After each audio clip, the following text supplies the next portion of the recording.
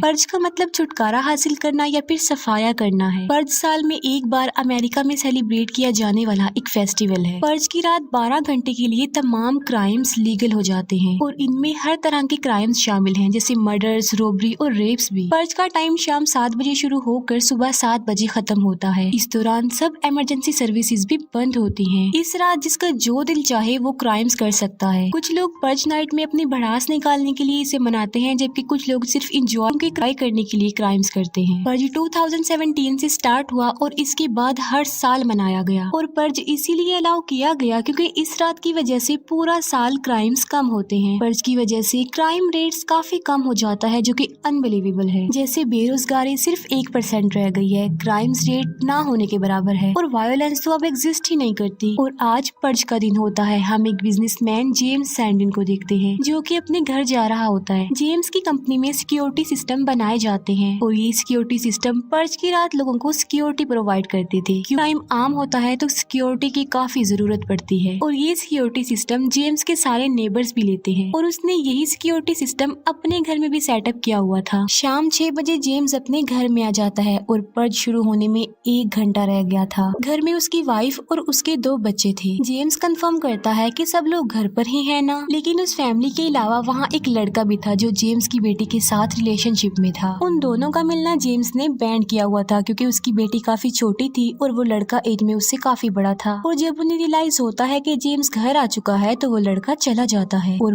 Purge शुरू होने में 5 मिनट रह गए थे। पर्ज के लिए उनका प्लान सिक्योर रहना था। जेम्स सिक्योरिटी रूम में जाकर सारे गेट्स लॉक कर देता है और पूरा घर सील कर दिया जाता है। पर्ज के लिए सब लोग अपनी अपनी प्रिपरेशन कर रहे होते हैं। जेम्स अपने पास सिक्योरिटी के लिए गन भी रख लेता है और जैसे ही 7 बजते हैं पर्ज लाउड सायरन की आवाज के साथ स्टार्ट हो जाता है। वो लोग अपने घर में सिक्योर थे, इसीलिए उन्हें फिक्र करने की कोई जरूरत नहीं थी। लेकिन सिक्योरिटी के बावजूद भी उनके घर में फिर से जेम्स की बेटी का फ्रेंड आ जाता है। और हैरत की बात ये है कि आज रात क्राइम्स लीगल थे तो वो चोरी छुपकर उनके घर क्यों आया। वो लड़का जेम्स की बेटी को कहता है कि मैं तुम्हारे फादर से मिलने आया हूँ, लेकिन असल में वो लड़का जेम्स को अपने रास्ते से हटाने आया था क्योंकि जेम्स उसे डिसलाइक करता था। जेम्स न्यूज देखता है तो बताया जाता है कि लोगों ने कितने हाई लेवल तक क्राइम्स कर दिए हैं। जेम्स का बेटा देखता है कि एक स्ट्रेंजर हेल्प के लिए घर के बाहर खड़ा होकर चिल्ला रहा है और इंजर्ड है क्योंकि कोई उसके पीछे पड़ा हुआ था। पर्ज का असूल ये था कि कोई भी पर्ज की रात 2 लोगों के बीच में नहीं आएगा, लेकिन बच्चे तो ये बात नहीं जानते थे। जेम्स का बेटा उस अननोन पर्सन को देख लेता है और उसकी हेल्प करना चाहता था और इसीलिए वो सिक्योरिटी सिस्टम को ऑन करता है और उस स्ट्रेंजर को घर के अंदर ले आता है। आवाजें सुनकर जेम्स वहाँ आता है और वो फिर से घर को लॉक्ड कर लेता है, लेकिन कुछ सोच समझने से पहले ही उसकी बेटी का फ्रेंड उस पर अटैक कर देता है और अपनी प्रोटेक्शन के लिए जेम्स भी फायर बैक करता है। और इस फायरिंग में जेम्स का तो कुछ नहीं बिगड़ता मगर वो लड़का मारा जाता है। सबके दौरान वो स्ट्रेंजर गायब हो चुका था क्योंकि वो कहीं पर जाकर छुप गया था और तभी उनके दरवाजे पर एक गैंग पहुंच जाता है जिन्होंने काफी क्रीपी मास्क पहन रखे थे और यही वो गैंग है जो उस स्ट्रेंजर के पीछे पड़ा हुआ था और ये लोग क्राइम्स करने के लिए वहाँ पर फुल तैयारी से आए थे। उस गैंग का लीडर कहता है कि हम बुरे लोग नहीं हैं, हम सिर्फ पर्ज मनाने आए हैं और हमारा एक विक्टिम आपके घर पे आ गया है और वो हमें जिंदा चाहिए और अगर स्ट्रेंजर हमें मिल गया तो उसे लेकर हम लोग चुपचाप यहाँ से चले जाएंगे। लेकिन अगर उन लोगों को स्ट्रेंजर ना मिला तो उन्हें ज्यादा टाइम नहीं लगेगा घर में घुसने का। घर में घुसकर वो स्ट्रेंजर को तो मारेंगे ही, लेकिन उसके साथ साथ सारी फैमिली को मार डालेंगे। गैंग का लीडर इनकार सुनने का आदी नहीं था और ये बात वो अपने साथी को शूट करके साबित कर देता है। यानी अगर वो अपने साथी को मार सकता है तो वो किसी की भी जान ले सकता है। ये कहते ही वो इलेक्ट्रिसिटी कनेक्शन काट देते हैं।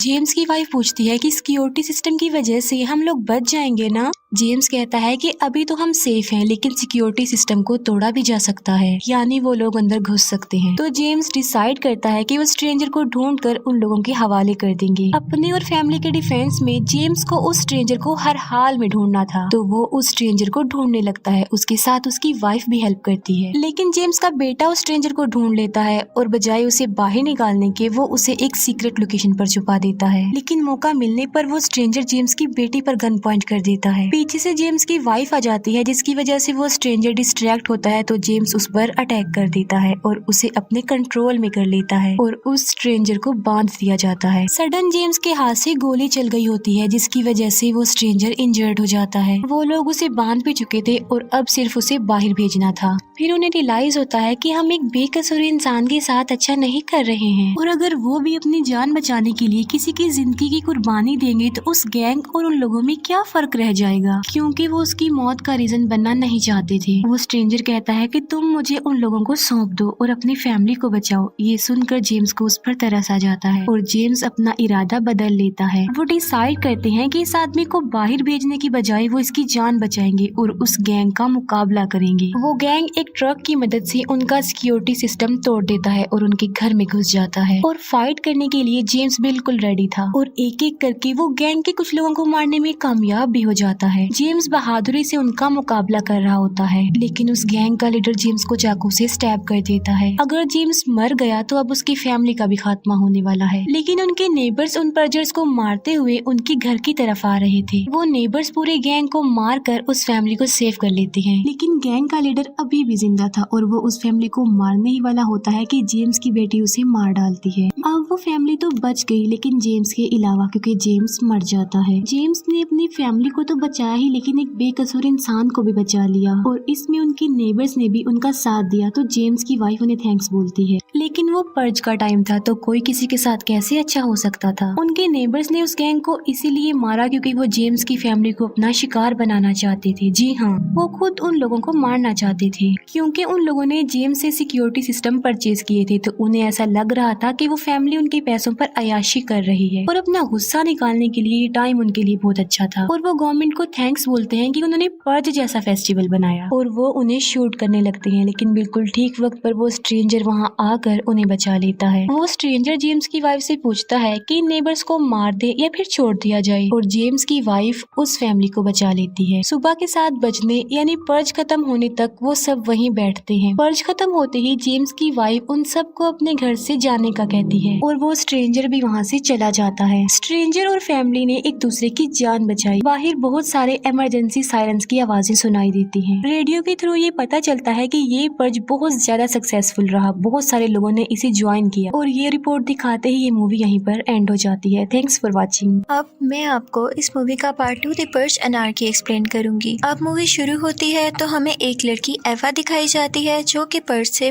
पूरे 2 घंटे पहले एक रेस्टोरेंट पर ड्यूटी देकर घर आ रही होती है और दूसरी तरफ हमें एक लड़का लियो दिखाया जाता है जो कि पर्ज की तैयारी में अपनी गन्स रेडी कर रहा था। और फिर हमें न्यूज में पर्ज नाइट को स्टार्ट करने वाला भी दिखाया जाता है।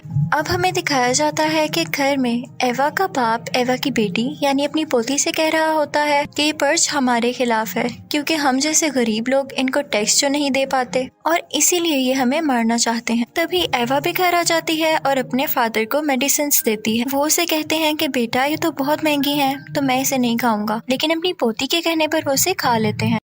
अब लियो पर्ज से बचने के लिए बुलेट प्रूफ जैकेट पहनता है। उसे एक लड़की मना करती है कि तुम बाहर मत जाओ, ये सेफ नहीं है, लेकिन वो उसकी बात नहीं सुनता और बाहर जाकर अपनी गाड़ी में बैठ जाता है। कि फिर उसे न्यूज मिलती है कि पर्ज नाइट स्टार्ट हो चुकी है और अमीर लोग गरीब लोगों को मार रहे हैं। इसी के साथ वो गाड़ी से उतरता है और देखता है कि एक ट्रक के पीछे से एक आदमी निकल कर आता है और 2 लोगों को मार देता है। अब दूसरी तरफ हमें दिखाया जाता है कि एवा की बेटी को एक लेटर मिलता है जो कि उसके ग्रैंडफादर का था और उसमें ये लिखा था कि तुम लोग मेरी बीमारी को लेकर काफी परेशान हो और हमारे पास इसके इलाज के पैसे भी नहीं है, तो मैंने खुद को एक अमीर फैमिली को बेच दिया है ताकि वो मुझे मारकर पर्ज कर सकें और जो पैसे तुम्हें मिले उससे अपनी जिंदगी आराम से गुजारना। और फिर हमें पता चलता है कि उस रिच फैमिली ने उनको मार दिया है। तो एवा और उनकी बेटी बहुत रोने लगती है। एवा को कुछ आवाज आती है और जब वो खिड़की से बाहर देखती है तो कुछ यूनिफॉर्म पहने हुए लोग उसके अपार्टमेंट में आ रहे थे।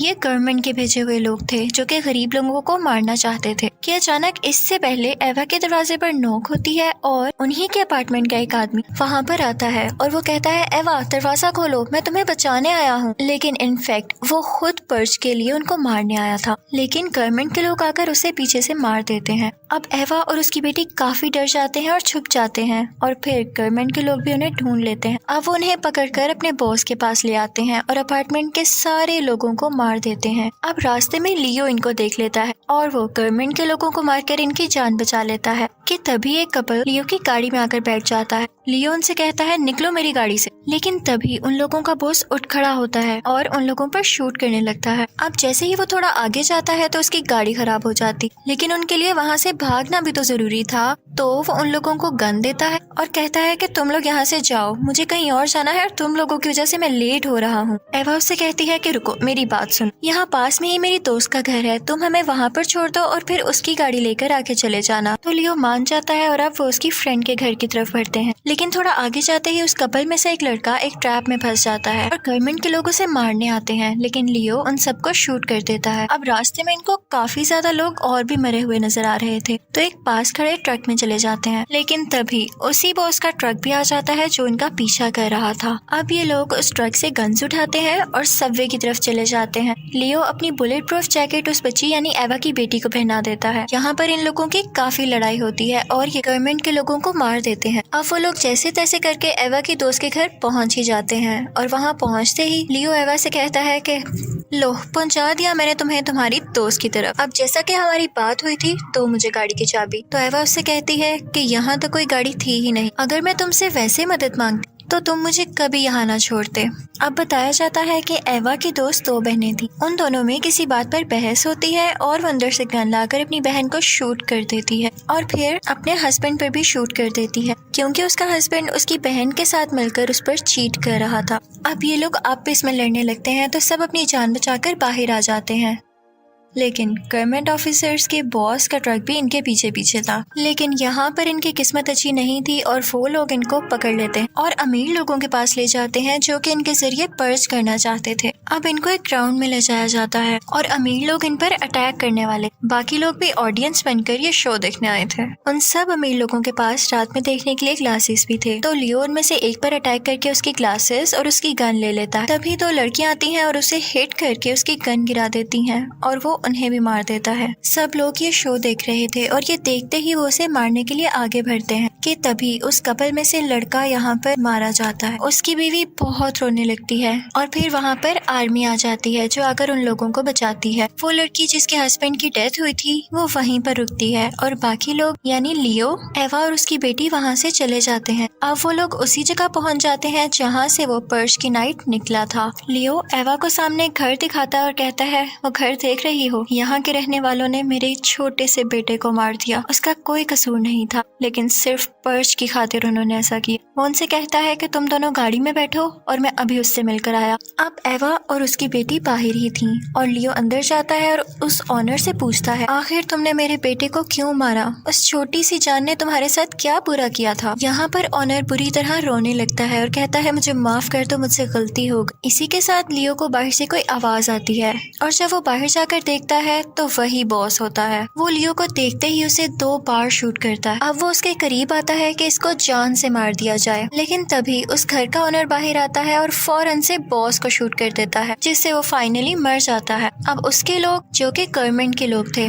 उस ऑनर को मारने के लिए आगे बढ़ते हैं, लेकिन साथ ही सायरन रिंग हो जाती, यानी पर्च नाइट अब खत्म हो चुकी थी और अब वो लोग किसी को नहीं मार सकते थे, इसलिए वो ऑनर पर भी शूट नहीं करते। अब ऑनर फौरन से लियो को अपनी कार में हॉस्पिटल लेकर जाता है और उसके जख्मों को ठीक किया जाता है। फिर हम देखते हैं कि लियो की जान बच गई है और उसने उस घर के ऑनर को भी माफ कर दिया है और यहाँ पर इस मूवी की एंडिंग हो जाती है, यानी पार्ट 2 भी यहाँ पर खत्म हो जाता है। Thank you for watching.